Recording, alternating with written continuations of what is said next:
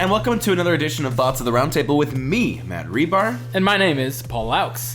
And Paul, you were telling me something off air. Tell me it right now on air. Yeah, so I have a kid on the way, and with all these, nursery rhymes flowing back into my head, one is the alphabet. Everyone knows the alphabet. It's also the same as Twinkle Twinkle Little Star.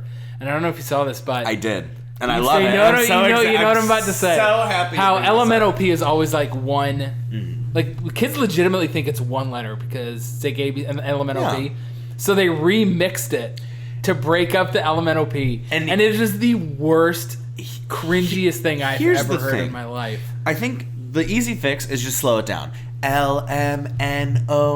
That's slow it down. Easy one. Just slow the song down a little bit. You don't have to speed through the song.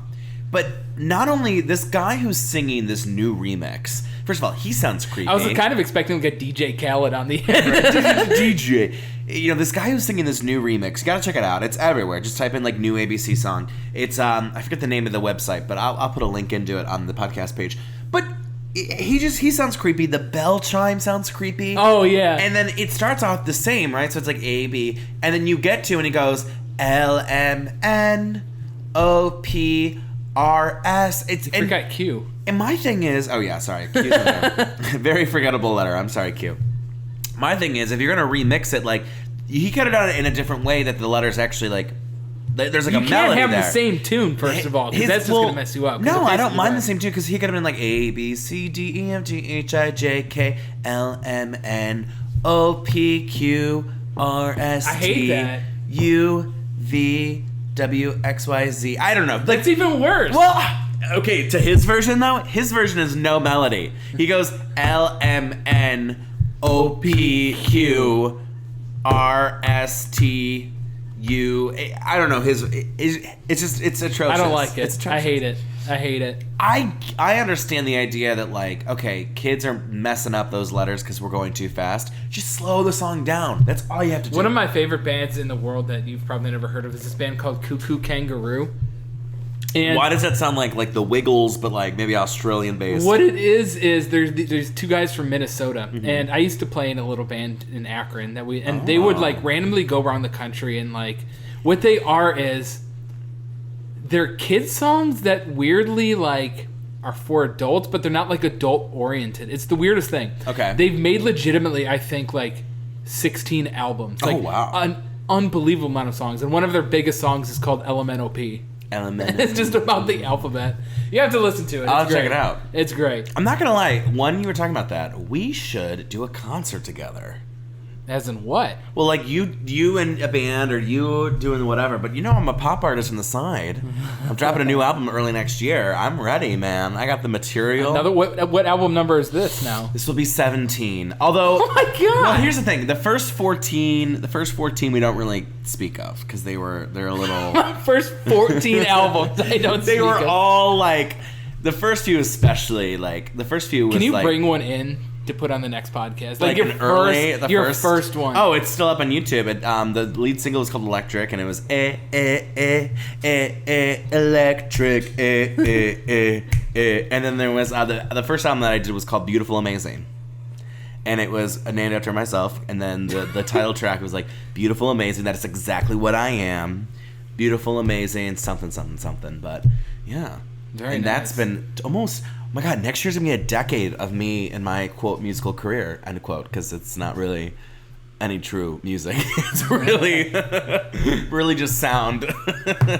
All right, so last episode, I shouldn't say last week, we talked about doing a, what'd you call it with the... Well, we talked about doing two things, and we're only going to do one today. We're going to do Retroactive Astrology, which is where we look at astrology from this last week. So it's not astrology going forward for this next week. It's to see how well it applied to previous. Exactly. So it's kind of like, well, did it match up? Yeah. Did it work? And then in the next episode, I know we're like teasing all these episodes, we'll actually sit down and do our Myers-Briggs, because we talked about doing the Myers-Briggs. Right. And we'll actually put some work into that. Because as you know, this is a very minimalist podcast. Very minimal. Okay, Paul, are you ready? I'm ready. And what's your sign again? I'm a Scorpio. Barely, but I am. Oh, wait, when's your birthday? Is November 19th. Okay, we gotta do something for your birthday. It's funny, I'm a Scorpio moon. So what does that mean? It's your subconscious sign. So what You you have know, a subconscious sign? Oh, you have. Well, here's How do you the know thing. your subconscious? We got to do a whole natal chart for you. So the sign that everyone knows is your sun sign, which is your conscious. That's like kind of who you are, in just every day in the moment. I mean, this is all BS anyway, but... Well, No, it is. Well, So how do you know your moon sign? Or whatever you call it. you doing your natal chart, and so your moon sign is your subconscious. So it's really fascinating. Anyway, well, here's Cosmo. This is what Cosmo said. For your sign? This is for you. Oh, for Scorpio. Okay. Well, some of this. Okay, this one's not okay. Is it super vague? Well, Like you'll they always listen. Scorpio, your season begins on Wednesday, and your honesty, power, and loyalty will inspire everyone around you. Your annual new moon is this Sunday, so this last Sunday. So tell the universe your birthday wishes early so that it can get to manifesting all your desires. That literally means nothing. And yeah, that doesn't mean anything. Cosmo. Well, do you want to hear what Cosmo said about me? Not really, but okay. Well, what because sign are I'm you? a Libra. Okay. So Libra and Scorpio back to back.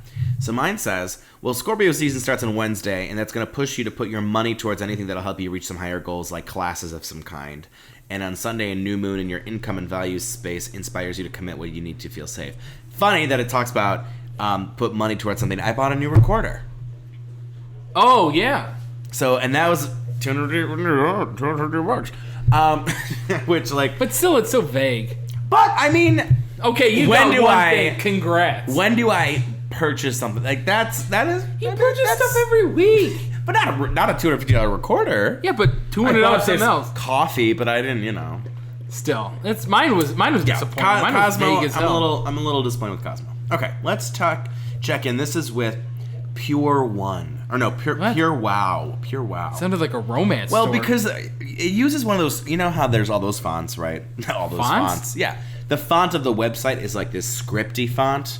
Oh, this is hippie shit. Well, it's the kind of font that you would see on like those like Like Bed mom Bath blogs, and Beyond. yeah. Yeah, the Bed Bath and Beyond poster font. It's so Pure Wow. This is about it looks like it's about to also tell me that vaccines don't work. It's like one of those websites. Oh, real quick, I saw this. I don't know if you saw this viral tweet, but it was this thing about. It was like, okay, parents, you don't want to vaccinate your kids. Well, good luck telling your kid when they die. Well, not when they die, but like very serious things that happen when you don't vaccinate your kids. Mm-hmm. Like, good luck telling them that they had to go through this because you chose not to get vaccinated. I was like, ooh, the tea. I have some really dark jokes about that, but I'm just gonna hold those to myself. We're gonna save that for the after dark thoughts of the roundtable. Okay, are you ready for what Pure Wow says? Sure.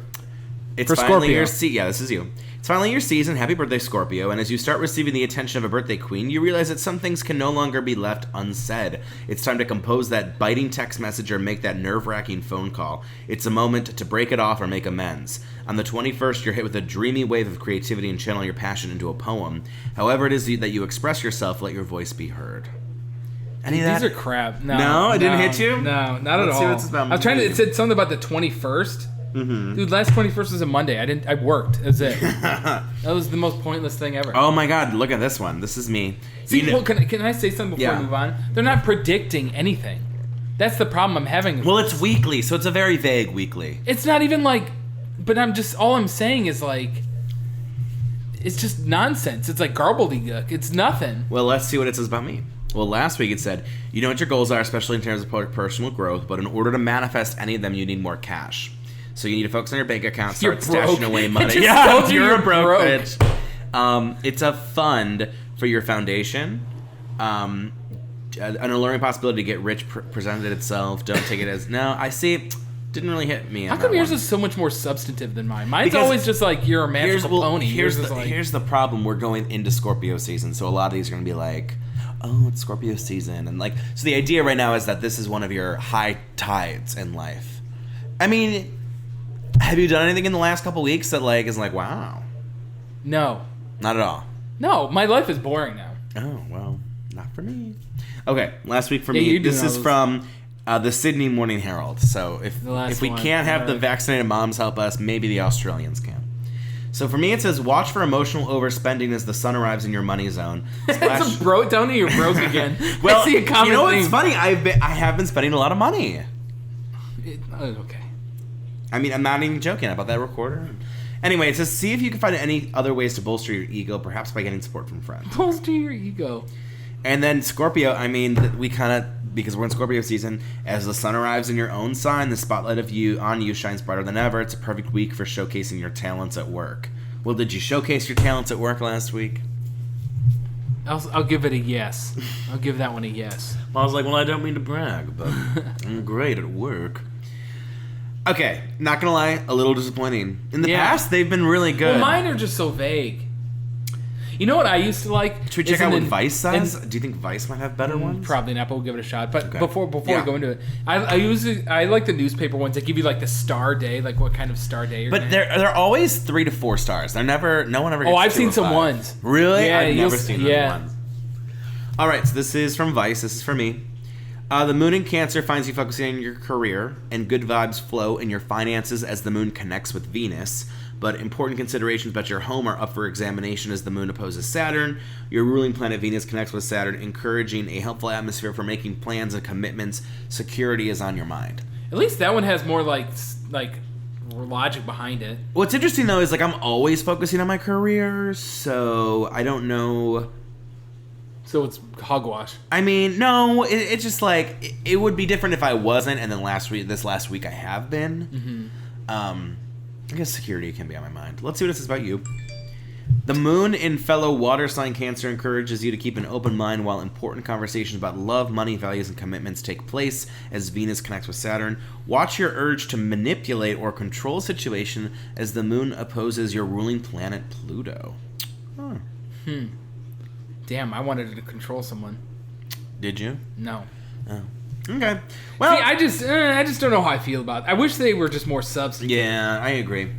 Well, we tried. We'll try it again some other time, maybe. But what's not the news with you, Paul? All right. So this happened a couple weeks ago, but this is like legitimately one of my nightmares. So, you don't own your own house at the moment, but eventually you will. And we'll see about that. And you'll probably have a basement. All right. Okay. There was this couple in Iowa who they had seepage into their basement, which is a horrible word to begin with. It's not a good word. The only problem is it wasn't water. It was just straight blood, if you notice. Jesus! They had 3 inches of blood fill into their basement. And obviously very disturbing when you go down to see 3 inches of blood. It was from a slaughterhouse up the hill. And all of their excess blood so messed up. Flowed into their basement. Who gets to clean that up? ServPro? I don't know. Would you be able to clean it? I would be so horrified. I couldn't clean it up. I don't think I could handle it. Do you think you'd ever eat meat again? You know what's funny? As being a vegetarian for 8 years and then this last year going back on meat. Yeah. There's been a few moments where like, Jesus Christ, why am I eating meat? But then like you learn to push that down. See, I've been able to separate the ethics from the meat. So I got a serious question for you. Have you ever been on a flight that has had to do an emergency landing because of a passenger? No, but do you remember I had that story this year where the one lady we were about to fly from Vegas? Yeah, the lady we left. They had to turn us around and kick off the one lady, which was like. Well, I've never been in that situation, but apparently, if someone gets really, really drunk and unruly, like seriously drunk and unruly, they have to do an emergency landing. Yeah. Well, there was a flight this past week where this guy was getting seriously like unruly and tried to actually open emergency doors. Jesus. And so none of the passengers wanted to do an emergency landing because who wants to? You just want to get to your continuation move on. It's such a hassle. So what did they do? They tackled him? No, well, yeah, first, but then a whole bunch of passengers got cling wrap from the kitchen and tied him up and hog-tied him in the middle of the floor. And like the plane, they basically like sausaged him up. And everyone was fine with that. They're all like, So they literally just wrapped him up like a hot dog in saran wrap. Is there no legal consequences for that? To do that to a person? I mean, I guess the plane.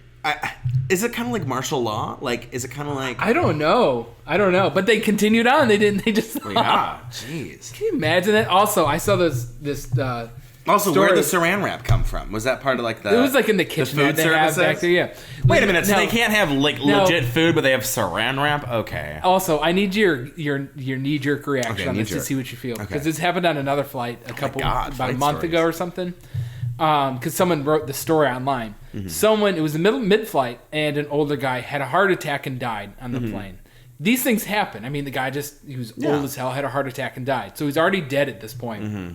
So they're like, we're going to have to do an emergency landing because we have a corpse. Yeah. And someone on the plane legitimately said, why do we have to do an emergency landing? Technically, the emergency is over.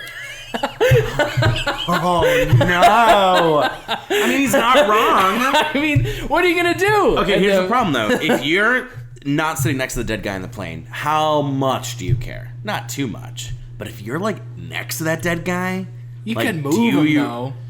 Where do you move him? But, I mean, is the guy wrong to say that? I mean... No, I mean, he's not. The emergency is over. But I don't think that... Would that qualify for an emergency landing? I don't think that qualifies. They did do it. Really? They got a corpse on there now. Yeah, but like it's not like he's like, if we don't land in an hour, no, he was gone. He was gone. Toast. Yeah. So it's like you can't make him less dead. I mean, right? I don't know. And in their defense too, it's like if they've landed in the middle of nowhere, obviously then his body's in the middle of nowhere near his family. How far away? Like, what if you're like only like a half hour away from your destination, and they want to do an emergency landing for a dead person, man. Like who's like an old man who fell quietly in his sleep? I don't know. Just like, let's finish the flight, man. And finally, onto stalkers. Obviously, there's... I have a really good joke that I used at stand-up. It's, I'll tell it to you real quick before we get into the story. It's, so my friend actually told me that she has a stalker. Very serious. Dang. And she's like, well, what do I do? What would you do? And I said, well, like... I've never been in this situation, nor really have any of my friends, anyone I know. Yeah. I've been in that situation. Well, I said to her, well, if he's hot, he's no longer going to be my stalker. That's pretty rough, man. You don't like that joke? I had to think about it for 1 second. The idea is that, like, if he's, like... It's... Okay. I don't want to explain it because I feel like it doesn't need to be explained. I appreciate that. Let me know if you like that joke. All right, so obviously stalkers are horrible. Yes. And in Japan, some of these J-pop artists, they get, like... They're, like... Do you mean K-pop? No, this is in Japan, so I think it is technically J-pop. Am I wrong with that? I've never heard J-pop. I mean, you're probably right, Japanese pop. I thought that's what it was. And in any case, you know those artists, they can get like literally presidential level like fame. Oh, it's insane. Oh, absolutely.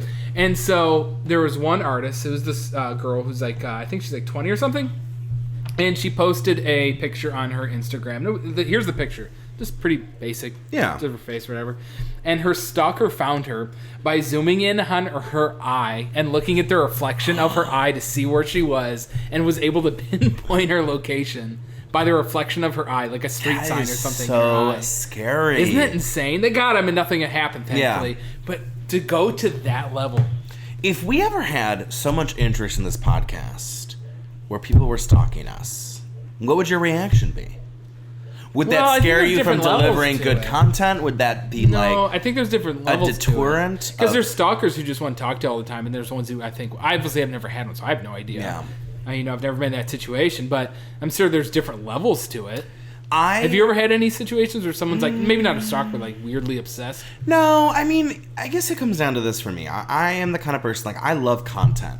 So I listen to a lot of books, a lot of podcasts, I listen to a lot of music, and there are some people that I do follow a lot pretty regularly with, but I've never had like an obsession to the point where I'd be like, oh my god, blah blah blah. Mm-hmm. And as someone who puts out content, I love when people relate or like the content, but like I feel like I wouldn't know what to do if someone was like that obsessed with like what I was doing, that they knew more about it than I did. Mm-hmm. Like, for example, like I have written, and I haven't published this yet, but there's a 10-book series that I wrote starting back in high school. And there's so much to it that, like, if you were to ask me, like, list out all these details, I couldn't do it. If I reread it, you know, whatever. But, like, imagine, like, having, like, a fan know more about Harry Potter than J.K. Rowling. Like, J.K. Rowling's like, oh, what was the name of that? And the fan's like, ugh! Like, that to me is kind of scary. It's like, shoot, dude, like, I should be the most knowledgeable about my material, right? I don't know. It's like Star Wars fans. It's just like that. Yeah, it's just something I think about. I just think about like, wow, that would be really scary to get to a point where I had some kind of material, and they know it better than you do. And they know it better than I do, or they know more detail or whatever. All right. Well, let's get on to some advice. Yeah, I just had one because I thought the astrology was going to go longer, but we really breezed through that. All right, this one is a little tough, and I figured we would talk about it just because it's a very interesting topic. So the title of this is, Can I Refuse to Be Alone with a Coworker Who I Had an Emotional Affair With? Can we pause for 1 second? Yeah. I don't know if you know this, but Mike Pence actually has this rule where he cannot be with any female alone ever. Yeah. In his office or anything. Which is there are so many problems with that. Well, I feel like the first one is like a security breach. Like, what if he has to legitimately say something that's like top secret and the only person who's like has the level clearance to hear it is a woman? I mean, that's a great point. Like, seriously, what does he do? I'm just thinking of like the sexist implications. I'm just thinking of like, what does that say? What does that say about you? Like, you do not trust yourself. Is he uncontrollable? Yeah, and like it makes you look like you're the problem, which you are the problem. His poor wife, man. Well, she's probably as guilty as he is, but like, you know what's really weird about Mike Pence is he used to be insanely liberal. What happened? When he was his family was very, very, very liberal, and he was too until like the 80s or something. I don't know what happened. I think he went to a Christian college. Oh, and I think that's when I'm not sure, but interesting. I mean, it's always interesting because you hear these Trump weird used stories. to be a Democrat until like 2004. Well, yeah, because then he said if he'd never run, he'd run for Republicans. Because, yeah, and we don't have to get into that, but no, he made some quite clear comments of why he felt it'd be easier to run as a Republican. I think ideas change. I think ideologies change. Sure. But it is very fascinating when you have these people who, whether they grow up in a conservative or a liberal setting, totally flip the script. Because, we're kind of, a huge part of what we're talking about is how family is a huge decider of our own morals and our own ethics and our own... Like, I think of my morality and my ethics, and I think they're hugely modeled after my mom. You know what I mean? Like, yeah, I think and me after my parents. Yeah. I mean, and my dad too, but my mom and I think the same way. It's so scary. And you have to wonder at some point, like, okay, is that genetics? Is that how you just grew up? There's so many ways that could be. But like, in the terms of someone like Mike Pence, it's like, well, what happened to really cause you to shift like that? It is interesting, I think. I just think it's a weird rule to have, personally. Oh God, it's so weird. But he's not the only one. It's a lot. No, it's a thing, and it's problematic for so many reasons. For a million reasons. But go on. Let's hear this question. Absolutely. All right. So this lady, she says, I'm married, and I got too friendly with another coworker. I ended up lying to my spouse after dinner's out, traveling in long personal conversations with this coworker. My spouse found out. I'm a little bit confused. So I assume it's a woman. I shouldn't have assumed, but we'll just give her, we'll give him or her or they a neutral name. We'll just call him Alex. So Alex says they're married. They got too friendly. So they have a. They spouse. Are married to a spouse. And they got friendly with a coworker. Yeah. So Alex ended up lying to the spouse about dinners out, traveling, long personal conversations with the coworker. Okay. Now the spouse found out, and I confessed that I had lied. I told my boss, and my boss understood that I could no longer travel or be alone with this particular coworker. Okay. So got a little too friendly, emotional affair. Boss kind of knows, spouse knows. But now I have a new boss who wants us to travel together for sales meetings and told me that, quote, lay my personal stuff aside. Oh, so he knows about it. Well, it's a new boss. Yeah, no, the new boss knows about this. Well, I don't know. That's the thing here, too. I don't know if they know or not. Maybe they just know it's personal. We just said lay the personal stuff aside. Yeah, but like sometimes you're just like, I don't want to work with so-and-so. It's just... Okay. Maybe he doesn't know. This doesn't make me or my spouse comfortable. If I feel like if I appeal to my boss's manager who has similar convictions, I wouldn't have to travel with this coworker. I feel like a direct, honest conversation would be best. I love my job. Can I say one thing, though? I like how Alex said that they don't feel comfortable. They don't feel comfortable with themselves. You notice that? Yeah. I mean... To do that. I think that it's good to feel like I can't trust myself in that situation. I don't want to be in that situation. I think that's a valid excuse. I think it's valid for someone like Mike Pence to say, and I'm not saying he is or whatever. I'm just saying like if he's like, well, I'm frisky and I don't I get touchy and I don't want to appear. Okay, I kind of get that. Doesn't mean that you should be like, I can't even see another woman, or like be in the presence of women. That is an extreme reaction. Right. But I think having the ability to self-reflect and say, like, it's like an alcoholic knowing that if they go to the party, there's going to be booze. And having to make that conscious decision of like, okay, well, how am I going to handle that? Right. I think that's reflective and that's smart. Right. I think being blind to these issues, that's the problem. So Alex's spouse says that she should look for a new position if they don't kind of like bend to the demands. So this is what Allison said. Allison is obviously the advice columnist for Ask Manager. She said, I'm kind of sympathetic to your new boss's position here. I totally get why you don't want to be alone with the guy that you had an emotional affair with, but at work, you're genuinely expected to put your personal issues aside and work with other employees, and letting a personal situation impact work to the extent that you refuse to travel with someone or work closely with them doesn't seem totally reasonable or realistic to me. Ultimately, this is a private situation. It's not fair to ask your employer to work around it. That doesn't mean that you shouldn't. That doesn't mean that you absolutely must go on the trip. If you feel strongly that it's a no-go, but that does mean that that's a flag, that it's time to work on changing jobs, because the requirements of this one conflict with your personal requirements, and it's reasonable for your employer to say, look, we can't accommodate that.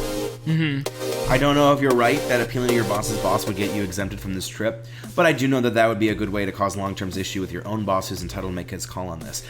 I think one thing that I'm not seeing is why can't they go on the trip, but do they have to share a room? Can they take separate flights? You can take separate rooms. And I feel like if she's fine having a personal facade of okay, it's okay with this coworker. Am I not being sympathetic enough here? I think that she should just if there's ways to do this trip, it is unfair to the employer, because there is an expectation that that's flying with a coworker and traveling with a coworker for a job is not an unreasonable request. But am I crazy thinking that there could be other situations? Let's say that they work in Cleveland and the trips to Las Vegas. There's 10 flights a day to Las Vegas. They can't take separate flights? Yeah, but you shouldn't. It should not be on the employer. I know. Can't she if they're handling their own booking and their own whatever? If her boss is no, you have to share this room. Well, that's unethical to share a room. That in the beginning, if they're making you share a room, that's weird. Yeah, but how closely do they have to work at this convention? If they're partners on a project, what are you going to do? You can't. it's not the company's fault that you're. I don't know. I just feel like there are ways around it. Yeah, but my bottom line is it shouldn't be on an employer. No, I agree. I think she should job hunt, but I do wonder if there's other ways that she can kind of get around that. So, well, good times here at Thoughts of the Roundtable. Shit where you eat. Dude, I've never fallen for a colleague. I don't think I ever will, because I have not either. I have a history of working with some really rough people. You worked with me. Exactly. My point's valid. Well, we'll see you next time. Later.